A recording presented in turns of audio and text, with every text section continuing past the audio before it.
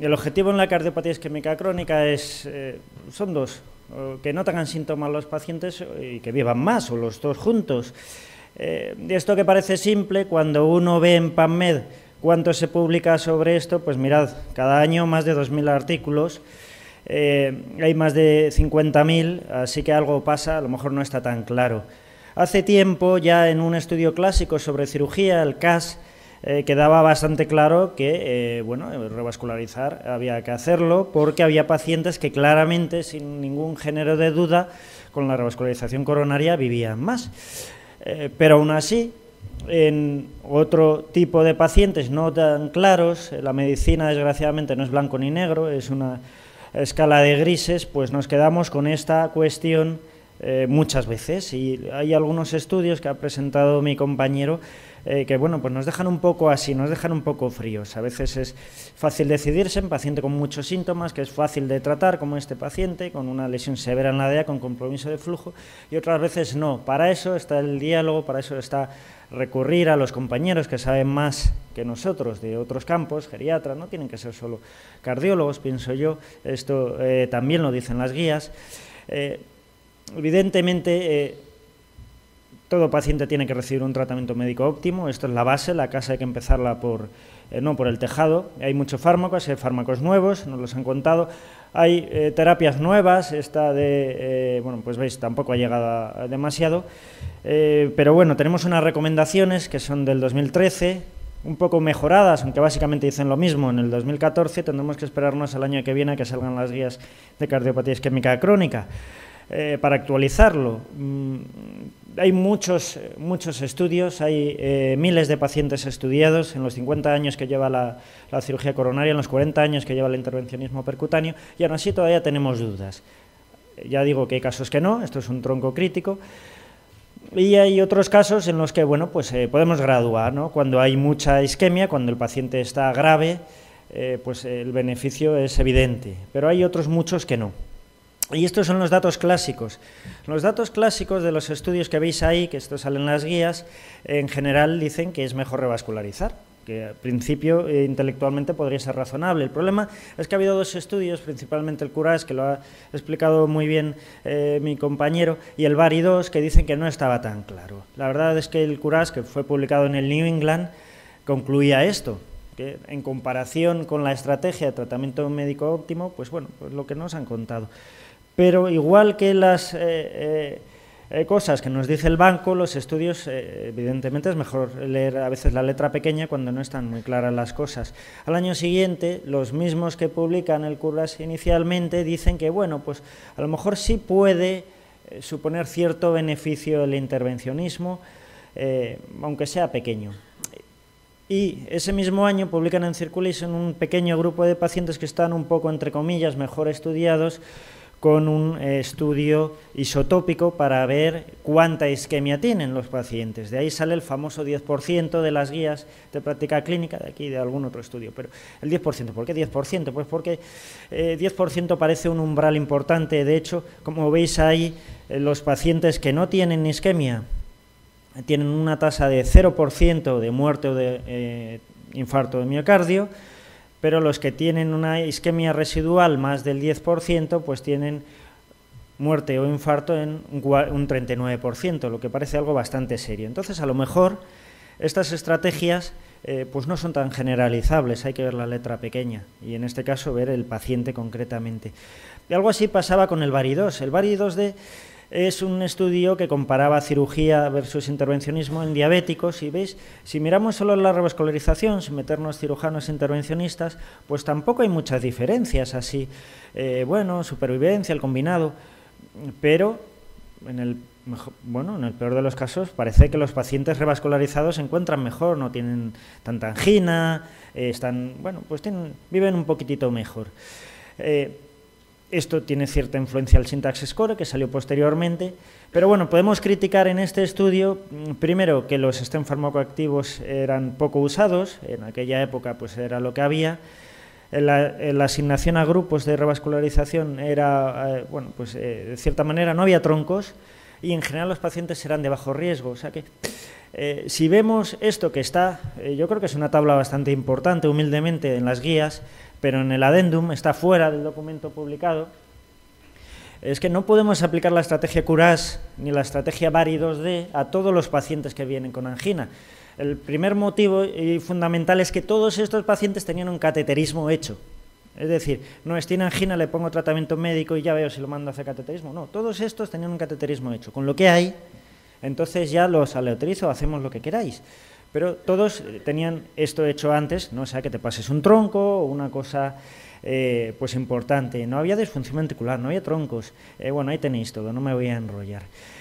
En un metaanálisis reciente, que es un metaanálisis en red, que incluye casi 100.000 pacientes, 100 estudios, publicado en el British Medical Journal en el 14, pues habla claramente de que la cirugía es un beneficio, supone un beneficio claro para los pacientes cuando revascularizan, y también supone el intervencionismo. Lo que pasa es que cuando analizan con cuidadito las técnicas intervencionistas, este beneficio es predominantemente en los que tienen stents buenos, en los que tienen stents farmacoactivos. En los otros, la angioplastia simple, incluye muchos estudios antiguos y de todo tipo. La angioplastia simple, pues no tanto, los stents farmacoactivos últimos, pues mejor. El problema del riesgo es que a veces, no podemos estimarlo del todo. Hay muchas escalas, no voy a entrar. A veces simplemente con, hacer de médicos, podemos ver cuánto riesgo tiene el paciente. Hay test no invasivos que nos permiten ajustar mucho esto también. ¿Qué podemos hacer? Pienso que explicar el riesgo-beneficio al paciente. El paciente también tiene derecho a decidir. Si hay que revascularizar, un argumento también a considerar son los tiempos, cirugía, intervencionismo, en función del riesgo del paciente, los resultados en una u otra rama, y desde luego el heart team probablemente no sea una cosa que haya que usar solo en las válvulas, haya que usarlo también en pacientes con cardiopatía isquémica estable, ¿por qué no? Y hablarlo entre todos. Esto es la indicación de las guías del 13, que nos ayudan a estratificar qué hacer con los pacientes. Pruebas no invasivas, pero insisto en que esto, probabilidad pretest, es un poco la puerta que nos va dirigiendo a cada lado de prueba, a cada tipo de prueba a nuestros pacientes, es para estables. Si un paciente tiene angina inestable o tiene un síndrome coronario agudo, esto ya no aplica, habría que ser más agresivos. En cualquier caso, el objetivo es, claro, siempre intentar mejorar el pronóstico, que vivan más o mejorar los síntomas. No voy a entrar demasiado en esto. ¿Qué hacemos? Pues básicamente lo que nos recomiendan es esto. Si tiene mucha angina pues, o isquemia más del 10%, pues ir sin dilación a la sala de hemodinámica. En caso de que esto no sea tan radical, que no haya un umbral de isquemia en test no invasivos, en SPECT, en otras técnicas, podemos a lo mejor hacer un intento con tratamiento médico óptimo y, si la isquemia es leve, pues entonces podemos diferir probablemente con más seguridad. ¿Cómo lo hacemos? Pues con bypasses o con intervencionismo, no voy a entrar, esos son los que dicen las guías, ya nos lo han contado un poquitito en detalle. Los americanos han publicado este año sus recomendaciones, pues básicamente lo mismo, pues tronco, etcétera, cuándo hay que hacerlo, en verde cuando se considera idóneo hacer un procedimiento, en amarillo no tanto y inapropiado en rojo. No vamos a entrar, relajaros, que ya sé que son horas avanzadas en la tarde. Afortunadamente cada vez tenemos más datos y tenemos datos muy interesantes incluso de los nuevos artilugios con los que contamos, que son artilugios que nos han permitido mejorar mucho nuestros resultados. Antes nos hablaste del FAME2 y nos contaste la separación entre ramas. El tratamiento médico aquí tiene claramente peores resultados.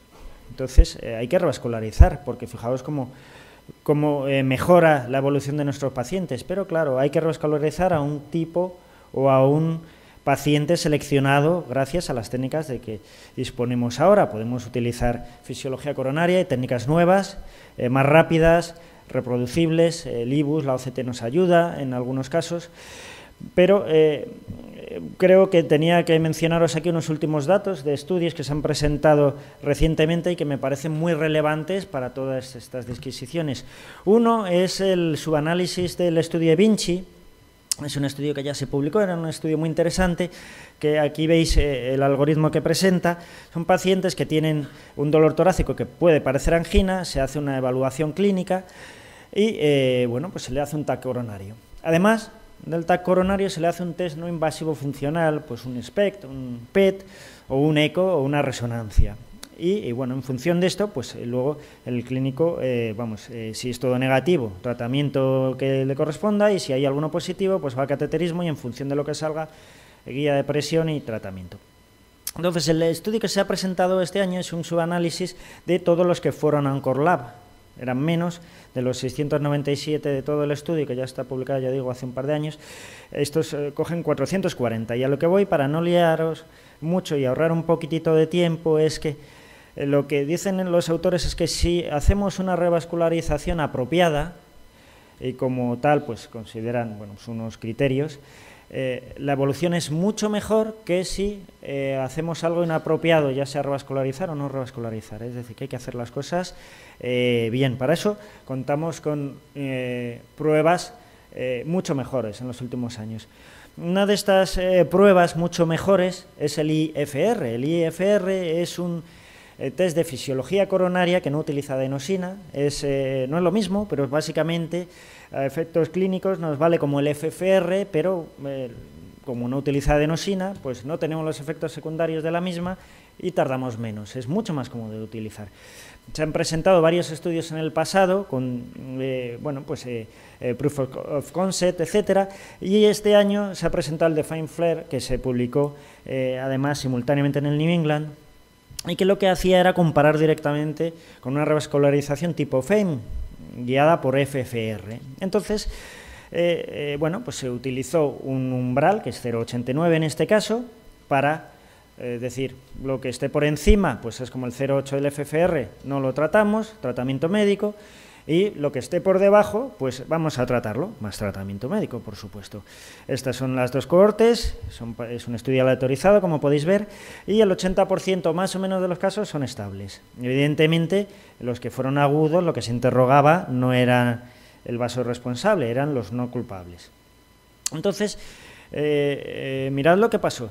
En la rama de IFR lo que se hizo fue operar menos, un poquito menos, y revascularizar un poquito menos. Revascularizar un poquito menos sin que hubiera diferencias clínicamente en el lado de FFR, a pesar de haber hecho más cosas respecto al del IFR. Y estos fueron los eventos.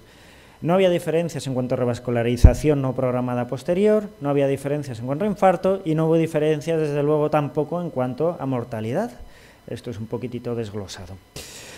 Así que, pues esto nos ayuda a tener en la sala de hemodinámica otro arma que es muy potente, porque con esto podemos interrogar muchos más vasos en mucho menos tiempo, de manera mucho más cómoda, sencilla y como vemos, probada. Otro estudio que merece la pena reseñar es el SYNTAX-2, que se ha publicado hace unos días en European Heart Journal y se presentó en el Congreso Europeo, y que lo que analiza es una estrategia un poco diferente.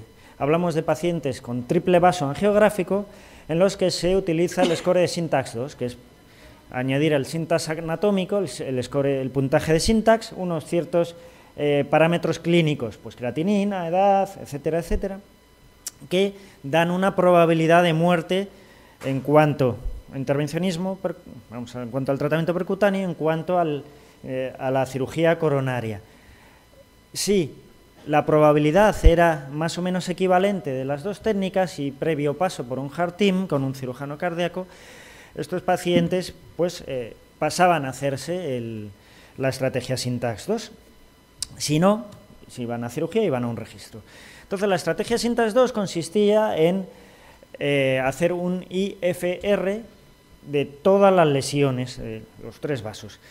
Si el IFR aquí se usa una zona gris, la zona gris, no teníamos los datos del Fine Flare, la zona gris pues se hace FFR, pero el caso es que si la guía de presión es positiva, se trata con un stent fármacoactivo de última generación, y si es negativa, pues no se trata, tratamiento médico y seguimiento.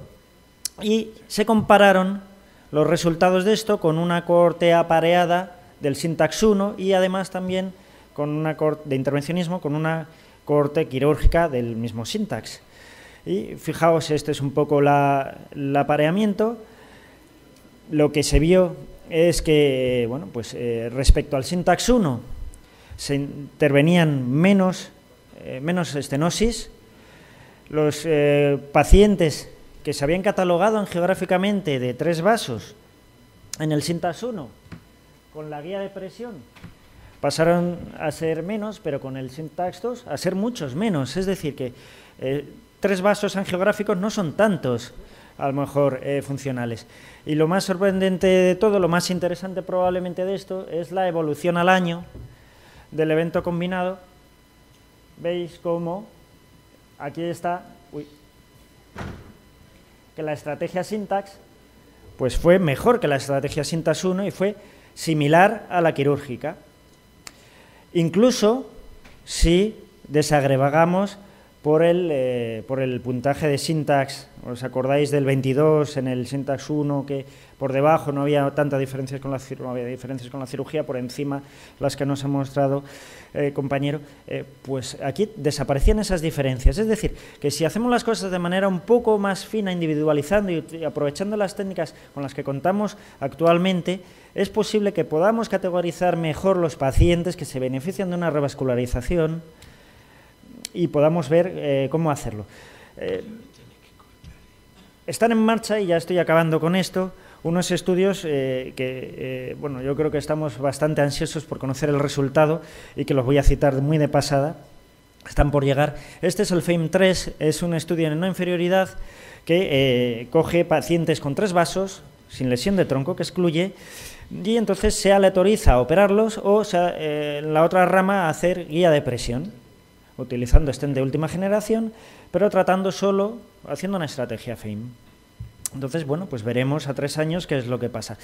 Y el otro estudio, que es extremadamente interesante, es este, que por aquí algunos asienten porque tienen ganas de verlo, yo también, la verdad.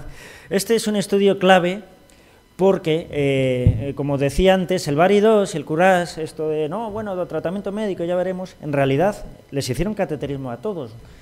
Así que se habían aleatorizado, insisto, después del cateterismo. Y eso es un problema para adoptar una estrategia ahora con nuestro paciente en la consulta, si no le quiero mandar a la sala de hemodinámica, porque nos estamos saliendo de ese grupo de pacientes. Así que este es el estudio que lo que va a hacer es otra cosa. Va a coger pacientes con al menos isquemia moderada, evidentemente si tiene isquemia leve, probablemente con medicación valga, eso ya lo sabemos, no parece muy controvertido. Se le hará un TAC y se aleatorizarán pues, a tratamiento médico o a una estrategia invasiva. Veremos a los 3 años en qué queda y bueno, pues podemos cambiar a lo mejor nuestra estrategia. Y esto es en resumen lo que quería decir. Desde el punto de vista del hemodinamista, si no hay muchos síntomas, el paciente es de bajo riesgo, probablemente es seguro hacer un tratamiento médico óptimo, hay que ser riguroso y seguir al paciente, y en los restantes casos, previo estudio cuidadoso, pues si se puede revascularizar. Muchas gracias.